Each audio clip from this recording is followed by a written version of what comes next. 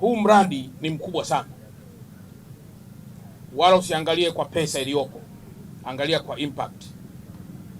Hii barabara ndio lango kuu kabisa la kuconnect Dar es Salaam na mikoa yote, hasa mikoa hii inayoenda mikoa hii ya nyanda za juu kusini, na hii mikoa mingine ya kuelekea Arusha, kuelekea Tanga, kuelekea wapi. Kwa hiyo ni barabara kubwa sana, na ukiangalia kwa population na ukiangalia kwa wingi wa magari, barabara hii ina wingi mkubwa sana wa magari yanayokwenda mikoani. Sasa kilichofanyika, Mheshimiwa Rais wa Jamhuri ya Muungano wa Tanzania, mtakumbuka kwamba baada ya malalamiko kutokea, baada ya hii njia kuwa imepanuliwa kutoka hapa mpaka pale Ubungo, bado ilikuwa haijapanuliwa. Kwa hiyo zimetafutwa fedha zaidi ya bilioni 80 ili ziweze kuja kwenye mradi huu mkubwa wa barabara, na sisi tuko hapa kuiwakilisha tu Wizara ya Ujenzi chini ya ndugu yetu Abdalla Ulega. Ameshatoa maelekezo mara kadhaa kwa mainjinia hawa kwamba wafanye kazi haraka, na sisi sasa hivi Dar es Salaam tuna encourage watu wafanye kazi masaa 24. Haiwezekani kutoka pale Ubungo mpaka hapa utumie masaa 4. Hiyo itakuwa sio ufanisi wa kazi. Kwa hiyo naomba TANROADS pamoja na mainjinia pamoja na mshauri uliopo mfahamu umuhimu wa barabara hii, na kama mtadelay lazima tutasukumana sana. Hii ni barabara muhimu kuliko yoyote.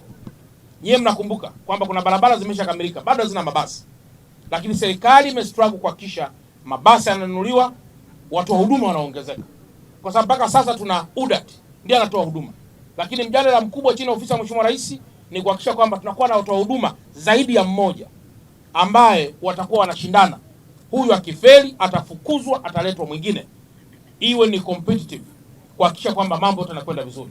Sasa katika hali ya kawaida, katika hali yoyote ya kawaida, haiwezekani ukafikiria kupaua nyumba kama hujajenga kuta. Kwa hiyo na hapa haiwezekani kufikiria kununua mabasi kama hujajenga barabara. Kwa hiyo hii ni miundombinu, ni fezi muhimu ya ujenzi wa miundombinu, na miundombinu hii ni gharama kuliko hata mabasi yenyewe. Ukienda hizi bilioni 231, bilioni 217, bilioni hizi ambazo zimetumika hapa, mabilioni tena yanayokuja huku, ukikonvert yakaenda kwenye gharama za mabasi, utapata mabasi zaidi ya 2000. Lakini serikali imeanza na kitu chenye gharama kubwa ambacho ni miundombinu. Tukimaliza miundombinu hii yanakuja mabasi. Mabasi ya kwanza yaliingia, yamechakaa, serikali na struggle kupata mengine. Kwa hiyo naomba sana hili lieleweke kwamba serikali haijasinzia, inafanyia kazi changamoto nyingi, zikiwemo za kisheria, zikiwemo za sera, zikiwemo za watu wa huduma, zikiwemo zote hizi. Ofisi ya Rais TAMISEMI is working ili kuhakikisha kwamba mambo yote yanakuwa solved. Mradi ulianza tarehe 11 mwezi wa 11 2023 na unatarajiwa kuisha tarehe 30 mwezi wa 4 2025. Thamani ya mradi huu ni bilioni 83.894. Lakini pia mpaka sasa mkandarasi ameshafanya kazi kadhaa na ameshaweza kulipwa fedha kiasi cha shilingi bilioni 21.619. Hiyo ikiwa inajumuisha na malipo yale ya awali, yani advance. Katika mradi wetu kazi zinaendelea bila changamoto kubwa sana, Mheshimiwa Mkuu wa Mkoa, lakini kikubwa ambacho tunakipata kama malalamiko kutoka kwa wananchi ni issue ya foleni, na hii ni kwa sababu hii barabara mwanzoni ilikuwa na njia nyingi za pembeni ambazo kwa sasa zinatumika katika huu upanuzi. Sasa zinapokuwa zimebanwa, magari mengi yanakikonde sehemu moja, kwa hiyo inakuwa inapelekea msongamano wa magari unakuwa ni mkubwa.